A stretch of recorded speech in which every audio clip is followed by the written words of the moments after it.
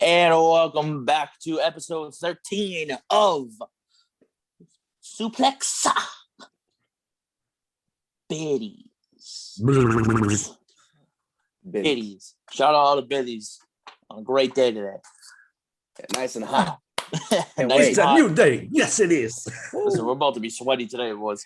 Sweaty boy. I'm already leaking. Before we do introductions, brought to you by Couch Guy Sports. Make sure you use the internet one time. Go check out the other podcasts on the network. All the blogs blowing up. Trust me when I tell you, we hit Diego, what was it? About 90K views last 90,000. 90,000 last month. Best month ever. So I was 20,000 of them. You're welcome. We're on the come up. Yeah, you were 20,000 because you just kept going like this. Ooh, click, I had to keep refreshing because my internet at work's so slow. Clickbait. That's what we're about. With us as always, we have today we have Colombian Yum Sauce, Diego Galvis. We have the wrestling aficionado, Andrew Hunterman. And then myself, fresh haircut, ugly bastard Chris Jones in attendance tonight. Yes to the last one. Ugly bastard, we get it. So we're gonna pack schedule for you today. We're gonna be talking about Double or Nothing, the results, go over what our predictions were. Some big releases in WWE happened this week. We're going to talk about those as well. And then we're going to just get into a discussion about NXT In Your House's main event that was announced this past week, which it should be an absolute dandy. Pretty good. So real quick, let's start with Double or Nothing. Mm-hmm. Yeah. So fantastic show, by the way. Very good. Very good. Really good. Just AEW does the best at making me stay up till midnight for a pay-per-view. on a Sunday, like an asshole. On a Sunday.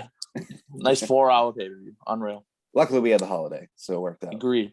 So we'll dive in. So Diego was the top dog of that, 7-3. The only one he's got wrong was Rio, Anthony Ogogo winning, and then QT Marshall winning the Casino Battle Royal. Hanman, you and I both went 6-4. Okay. You got a go wrong. Christian Cage winning the Battle Royal wrong. John Moxley and Eddie Kingston winning the tag titles wrong, and then Scorpio Sky and Ethan Page winning over Darby Allin and his grandfather Sting. And I just did that to be different. I could have been top dog. Oh, you could have been tied for top dog. Yeah. Yeah, just tied. Not top dog, just tied. All right. Top dog. I went six. Head of the table. I went 6-4. I had Rio winning. That did not happen. I had Penta winning the Battle Royal. That did not happen. Scorpio Sky and Ethan Page winning. That didn't happen. And I had the Pinnacle beating the Inner Circle, which also didn't happen. So real quick, let's dive into the results. I think obviously we can say that we were all surprised at who won the Casino Battle Royal. Mm-hmm. I did not expect him to be as over as he was. Like everybody was singing his song and, waving there like, oh, I'm not even going to do it right now because I don't want to look like a fool. But, if you know, and everybody loves Jungle Boy. So the man's really good. He's going to get a chance to shine. Well, I think the thing was with whoever won, they were getting the title shot in 2 weeks anyways. Yeah. So it was kind of just to like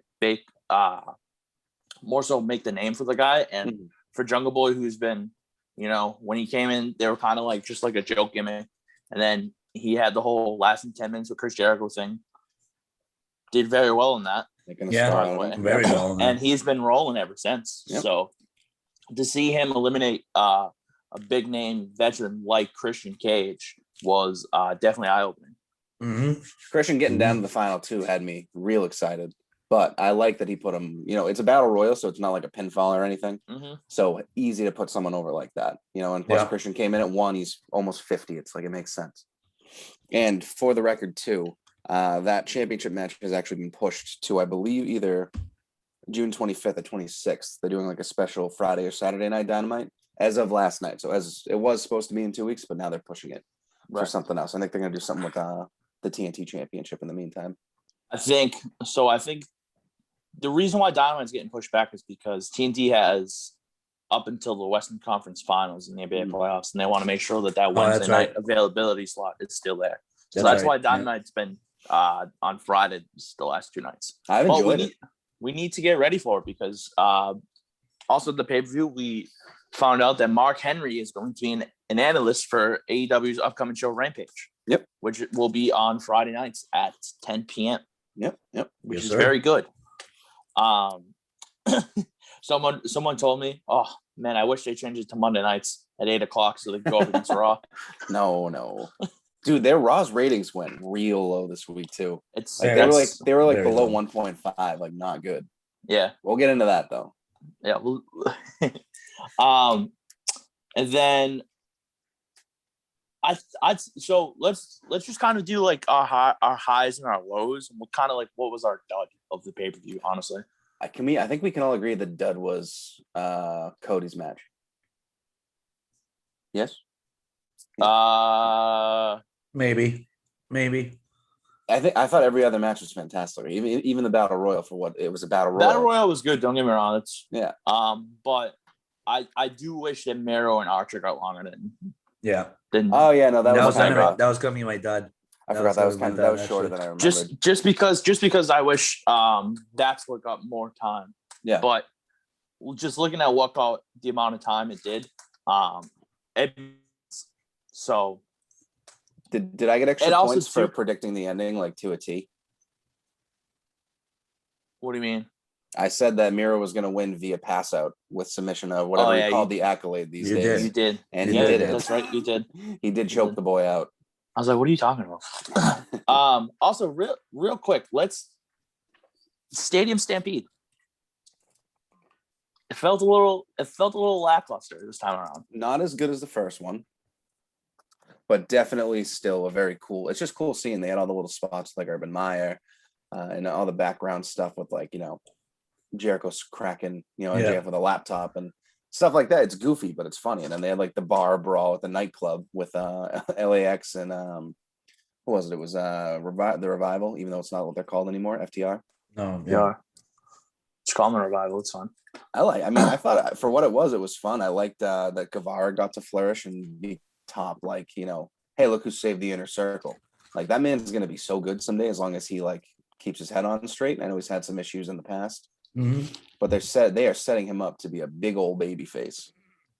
And he was incredibly over. And of course, Sean Spears took the pin, which unfortunately just kind of made sense. Yeah. Not to sound mean or anything, but out of everyone in that match, that's who you put your money on to lose. David in the Stadium Stampede match. What was that? What were your thoughts on the Stadium Stampede match? Pretty much the same. I don't really have much to add on there. Hunneman's got me covered. Again, it was really like good. I really don't have much to say there. Like I agree. Sammy Guevara is gonna be like the next like big baby face of AEW. I do think they're setting him up correctly like that.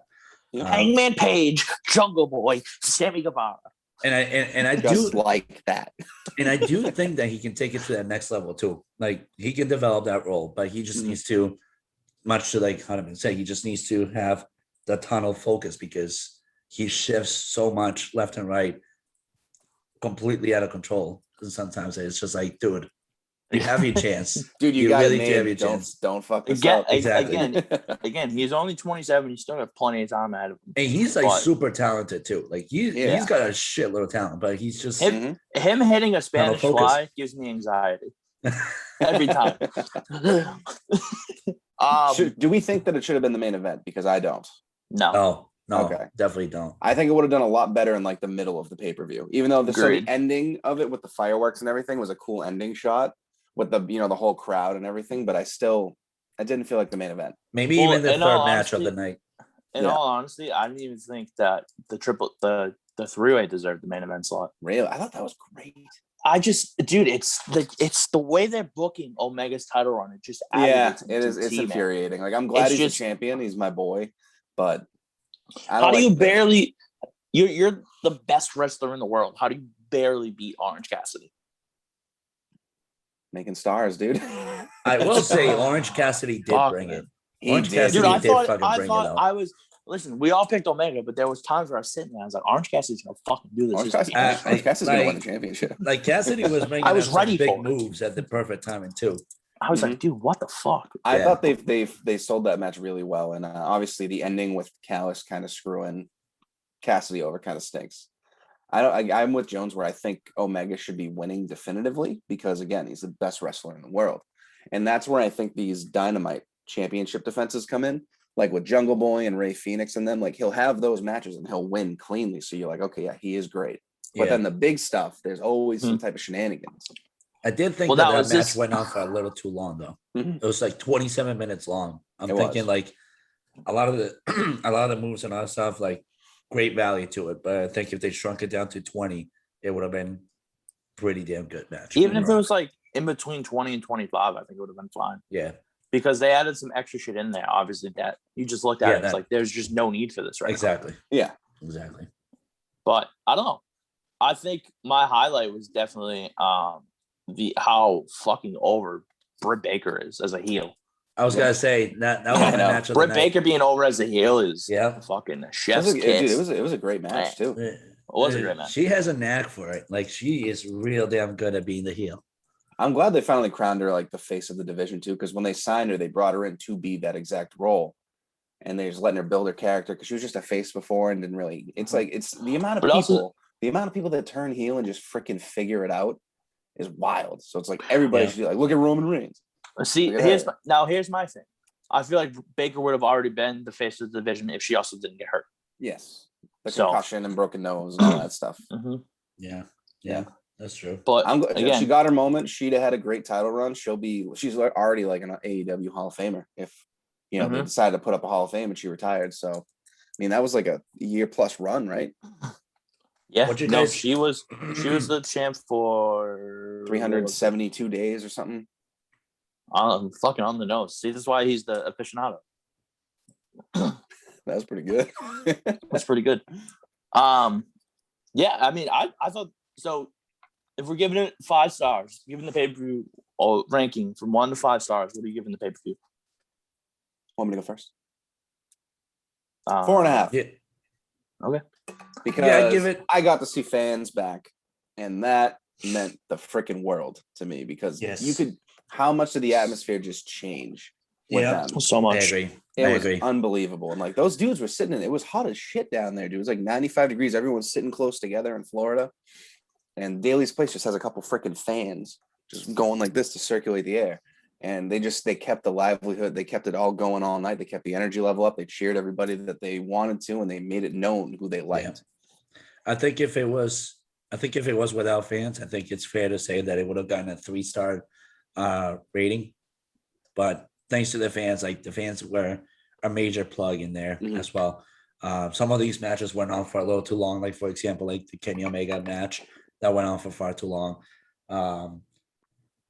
When I look at the Casino Battle Royale, 23 minutes, okay, decent timing, but I think a lot of the added on crap could have gotten moved to the side and just continue with a great match in itself. Then I look at the tag team match as well. 21 minutes. That's a bit too long considering that the Young Bucks really had that right from the get-go. No, cut it out. You think so? I thought so. I really thought. I thought Moxley. I thought Moxley lacked of. I thought Moxley and Moxa Gega and Kofi Kingston. I thought Red Velvet was going to pull it off. I don't know. I thought Moxley lacked of that extra energy that he carries along in most matches. Now did you see his entrance? He was good. Yeah. The entrance was great. He was thing. Yeah, I like the other song better. He just came out. They were going. I do like the other song better, but he just came out. He was going through the crowd and waving his arms around like a maniac and just taking it all in. No, that was my match of the night because I really thought they were going to pull it off. The entrance was awesome. Yeah, the entrance was absolutely awesome. I just do think, like I said, it's just some of that extra added on bullshit that it's just don't really know. There was some interference in that one too, or like some cheap shots or something, right? Yeah. Like a low blow or something. Now, as my inner Dave Meltzer, I wasn't in the Tokyo Dome, so it can't be 5 stars. Overall, the pay-per-view with fans made it a lot better, in my opinion. I'm giving it a 4.25. Oh, just because. Just say 4.5 stars. They 4.27. Both already said 4.5. It's just some some of the stuff that I saw in the pay-per-view, I was like, okay, it could have been, they could have played this out a lot better. And some of the stuff I really liked, but to me, again, having Stadium Stampede main event wasn't the right call in my opinion. So that's why I'm giving it a 4.25. Diego is shocked.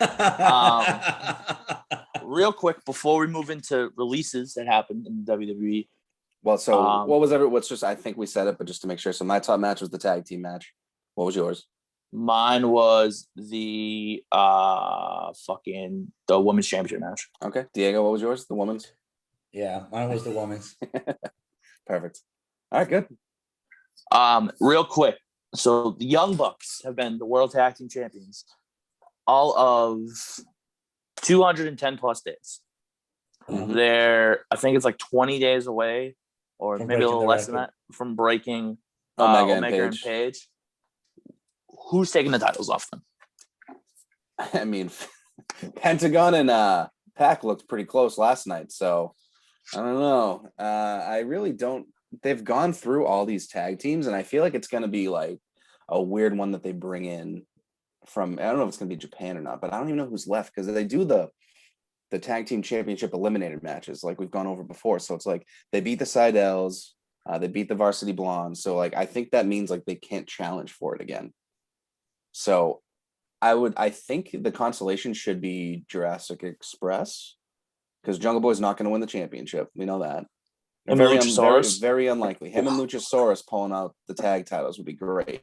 I mean, Luchasaurus was one of the most over things on the roster back in 2019 when they first started. right before COVID. It was like literally the dude that didn't care and a dinosaur were the most over things on the roster. So I'd like to see them do it because I don't want to. The Bucks have been good, but the heel stuff is really it stinks that they're really relying on all of that for both them and Omega. There's always something, always some shenanigans, always some outside interference, always some kicks in the dick. At some point, you got to get your comeuppance, and it's going to be lovely. Diego, what do you think? I really don't know.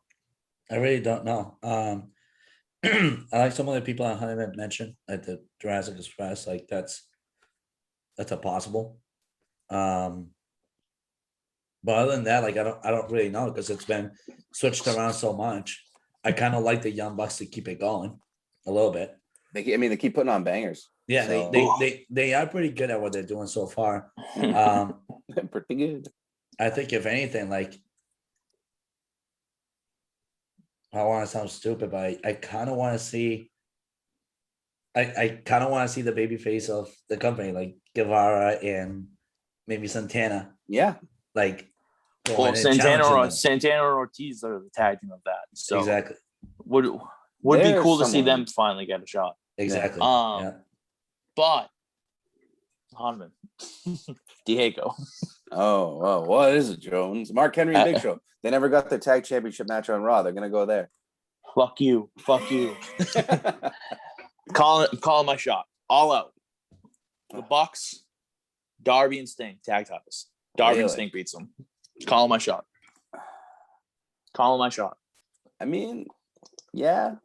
If Sting can work like once.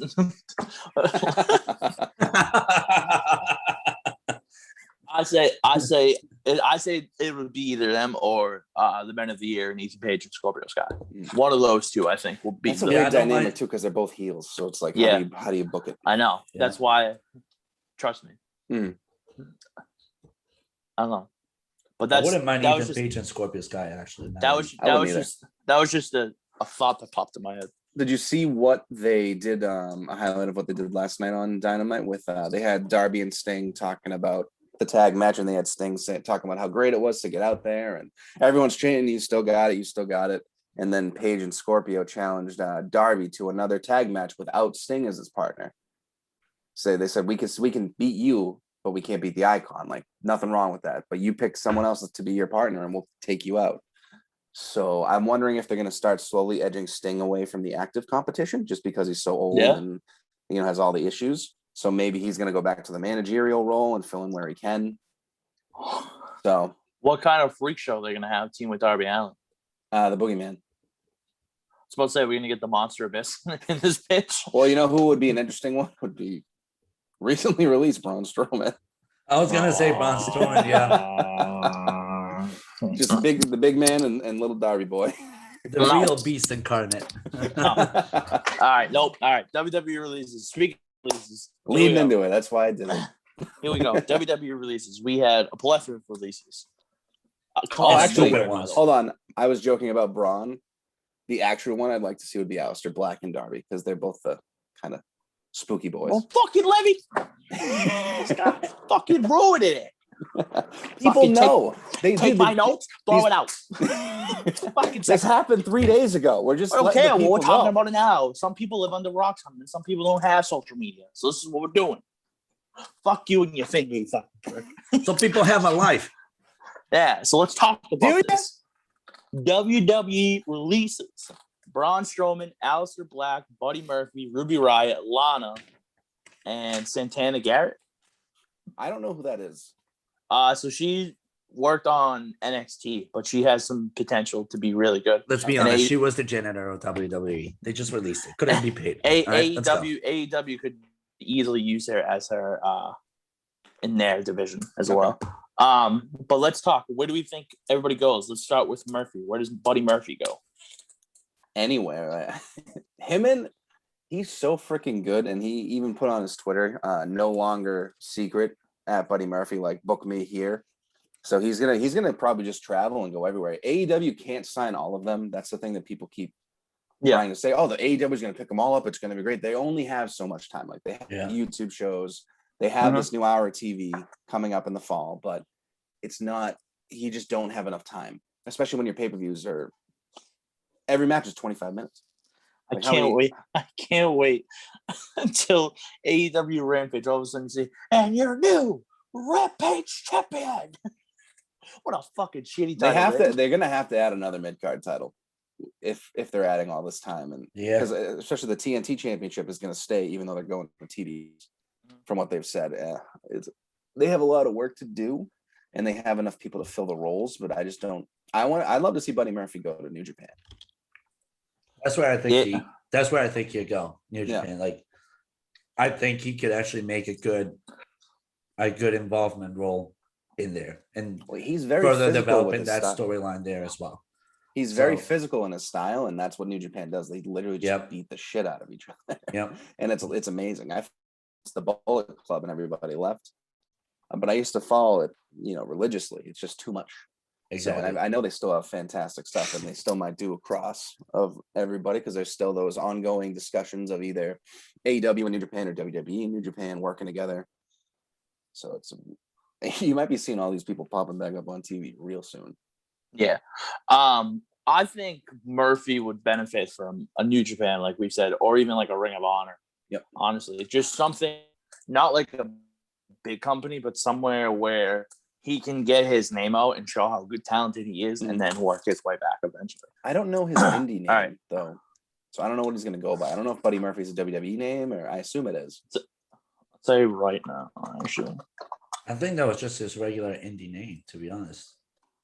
Because they very rarely let you keep it, especially unless you're like a big, highly prolific, name. Unless it was trademarked by the company.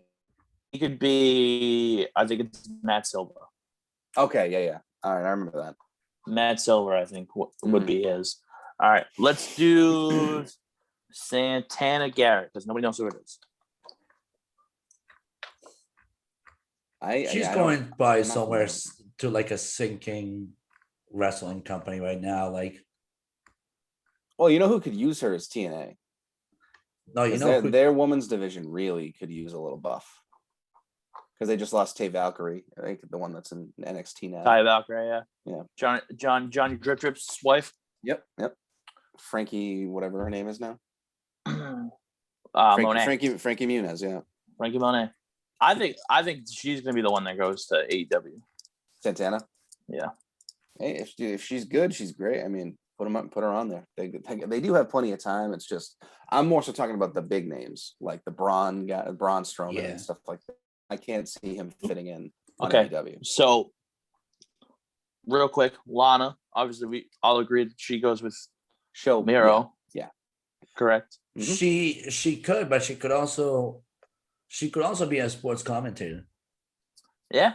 She's got that knack to like be able to interact well with the crowd, and I think a sports commentating role for her just elevates her career to a new level. Yeah. So yeah.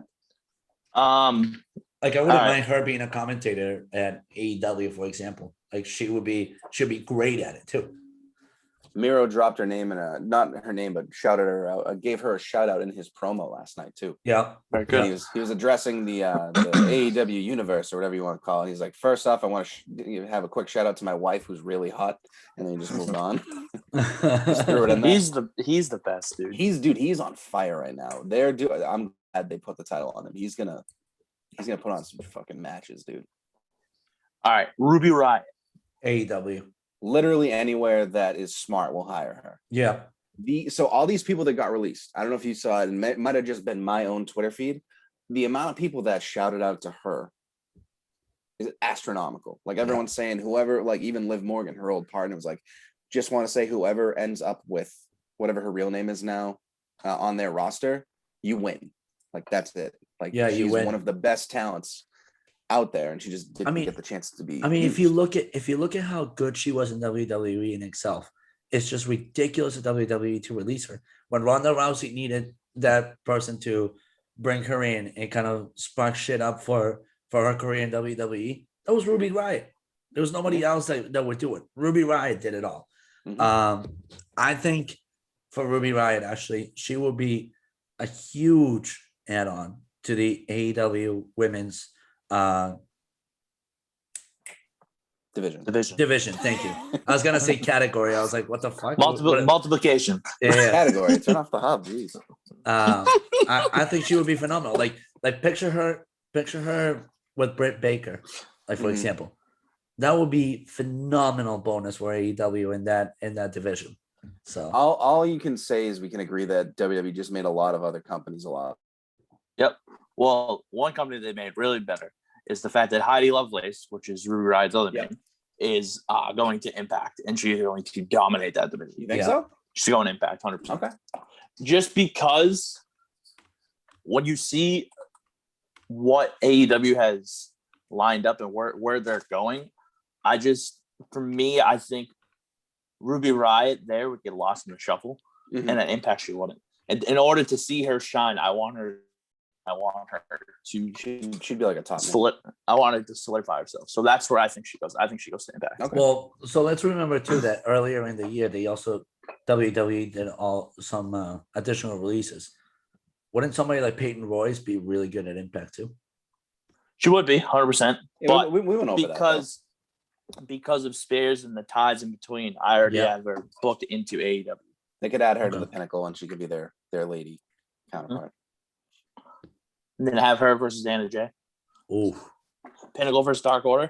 Long-term booking Jones. Boom. Speaking of Dark Order, Evil Uno gets a championship match next week against you. I keep saying Rusev. Miro.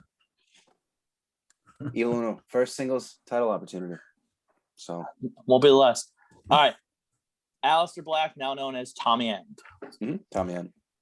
I still think he's a guy that should go to AEW. And I know I said we didn't want to say everybody should go to AEW, but the fact that WWE butchered him so much is beyond just excuse making. It's you repackage this dude with this really great dark father gimmick. You have him come out, you have him super, black mask, Big E in the mouth, and then you don't see him for a week, and then he pops back up and they're like, hey, by the way, you're fired. Like you really just spent all this extra time to get this dude reestablished and run with this gimmick, and then you just went, okay, never mind, dude. Sorry about that. Go away. Did you see what he said on Twitch though? I saw a breakdown of it, but it was a lot. So he was allegedly due to budget cuts, and him and Vince are on good terms and expressed interest in returning down the road. Yeah, well, I mean, they're now bringing his wife back, or girlfriend back, Zelina Vega, allegedly. Wife. Is it wife? That's his wife, yeah. So you finally re-sign her, and then you fire her husband. Like, what the fuck are you doing? I almost think that the Aleister Black release is more of. It's not that I almost think. I know for sure it's a financial move, right? But I think it's a temporary financial move until they repurpose him, something along like like a trainer for an up and coming wrestler in WWE, or maybe like a commentator. I mean, they just let go of Samoa Joe as a commentator. So I think Aleister Black could do that. Yeah. I do think he's got a lot of talent to offer. He's A+ material in the ring.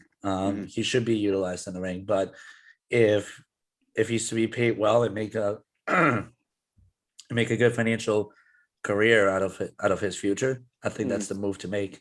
But other than that, I agree with you. Definitely AEW should be the place for him to go. He could be somebody that could potentially challenge Kenny Omega.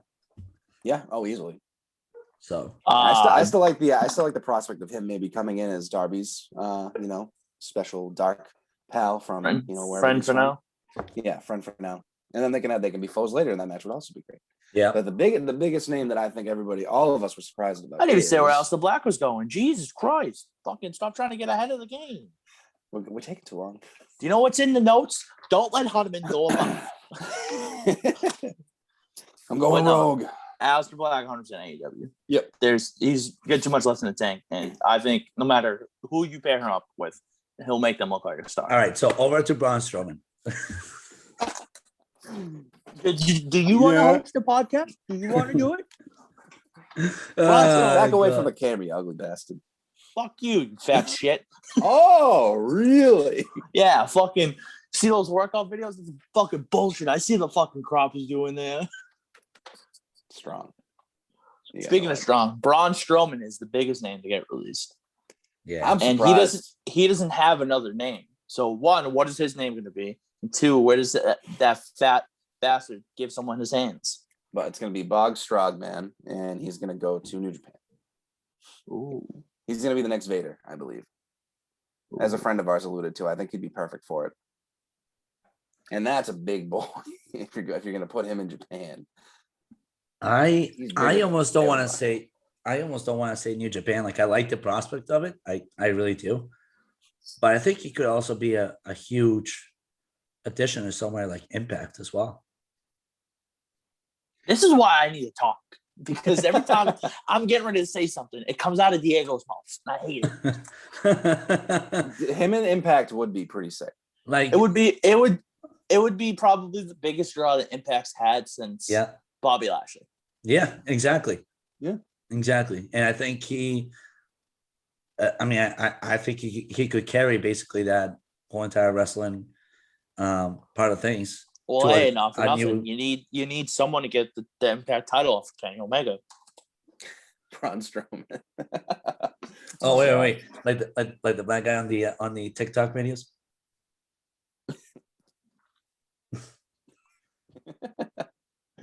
I actually think he's not going to go anywhere, and he's going to end up back with WWE after. Can Judge, you mind if I jump into what I think is going on, Mr. Hostman? After they sell the company, they're absolutely selling the company. 100%. He'll be back. He'll be back after that. So speaking of that, let's dive in. Hold on. Get the pens ready. Do the shoe trick. It's a new. Come on. Look how flexible he is. Wow, yum. Pencil it in. Colombian yum. So flexible. Good job. Sauce. You should see when I sploosh. All right. Nope. I don't know what that Focus. I don't know what that means. Focus. I'm hot. Focus. Hurry up. Finish your thoughts. Yes, they're selling the company 100%. NBC's rumored to have it under wraps for anywhere between $2 to $4 billion. Vince McMahon's going to retire a wealthy man. Thank goodness. Now, could this be the death sentence for WWE? Absolutely. But all the budget cuts, these big names got cut this week. Turner. All these big names got cut, but I think a lot of us also heard about all the staff cuts at the headquarters. They cut I think they said 50% of their media team just because. And this is all stuff that you do that leads into selling the company. You want to maximize your profits, and then you sell for maximum dollar, and then they'll slowly, rehire people and go from there. But I hope it happens soon, because is it truly maximum dollar though? Because I feel like WWE right now could be far more worth if they actually put half the effort into developing Raw into a much bigger thing than just the putrid act of I think Monday Vince night. is sick of dealing with it because he's just old and his ratings are declining no matter what he tries to do. And he also has a rumored to be in poor health, you know, from all the roid use and probably the drugs and alcohol over the years. So he's older. And that could be completely true, but why not hand over the reins completely, hand over the company to Shane McMahon and Triple H to run it? It's gotta be about Shane's got kids, man. Shane's not young either. He's like 52, 53. I know that's another 20. That's another 20 years of prospect future. Yeah, I know. I just think Vince wants to get out, get top dollar, have his family and his family's family set for, you know, generations on generations. And you know, if NBC buys it, they're not gonna get rid of Triple H from NXT. One has to hope. Like, ready for this? What? Ready for this? Triple H, Shane McMahon are the same age, 51. Really? Well, there you go. Just whoever buys it, make Raw 2 hours. So we think NBC. Listen to this podcast one time. Hey, Diego, real quick. NBC, whatever, fucking Disney. I don't care who you are. Marvel Studios, same thing as Disney. Make Raw Hasbro 2 hours again, please. I agree with that. You will save your fucking asses. Watch, the Discovery Channel is gonna buy it. Now that they have Discovery Plus, they're probably gonna buy it just to make that extra. Give me Paramount, baby. Dude, Man vs. Wild versus Roman Reigns, dude. Let's go. I'm in. Beast versus the Jungle. But no, that's Naked and Afraid. All right. 21 day champion. Instead of 21 day. Bring it. Reel it back. Reel it back. Oh, God. Yeah. So please, if you're gonna do it, just fucking do it. The only thing end our suffering. So here's the thing. We won't, in my opinion, we're not going to hear the company get sold until after SummerSlam. If they're selling it, it's going to be after SummerSlam. Okay. It's the first pay-per-view back with fans in attendance. And if you've looked at WWE.com, there's a new active member of the roster, and it's fucking Brock Lesnar. Brock Lesnar, yeah. It's Brock Lesnar.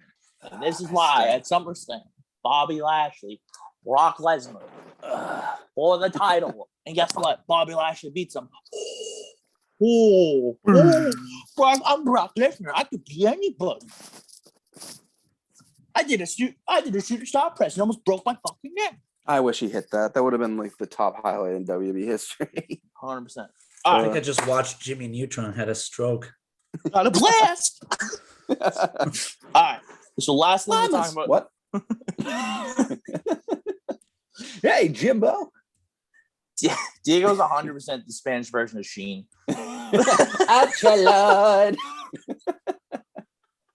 Oh my God, that's great. Diego absolutely pees in the shower like Sheen. Oh, no question. No question. Hands down.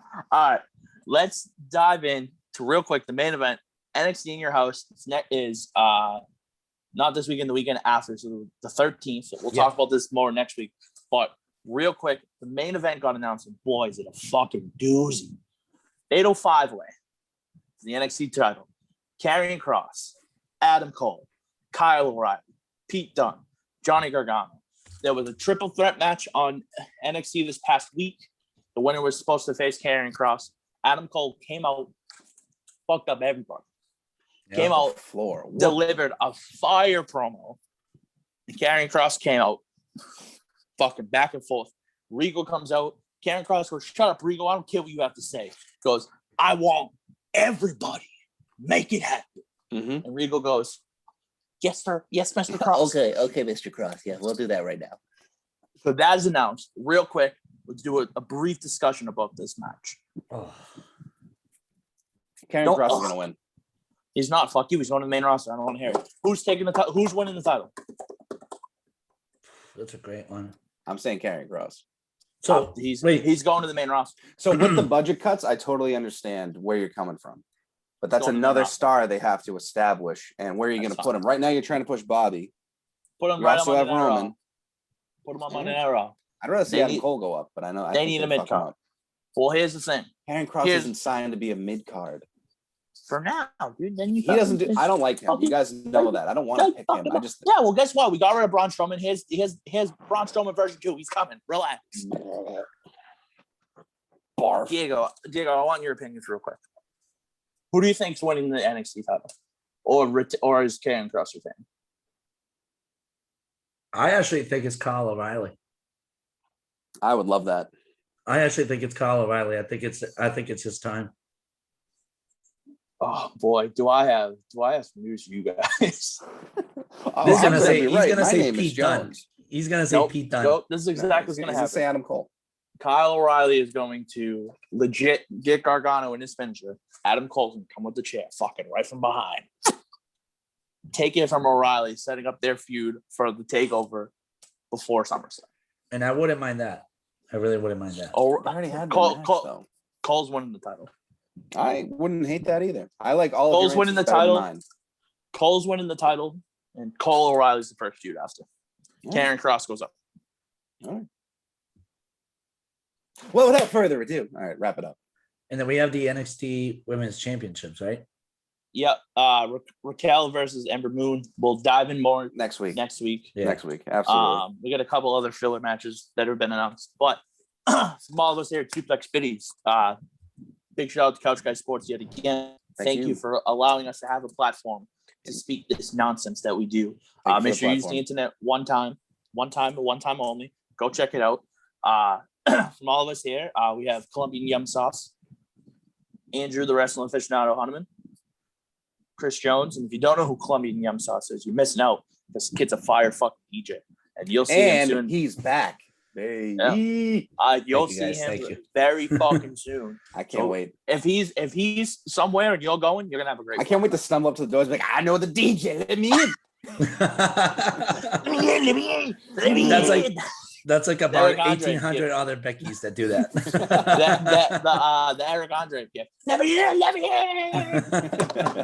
But from the three of us, we're signing off. See you guys next week for episode 14. All right. Oh, lucky number 13. Cursed.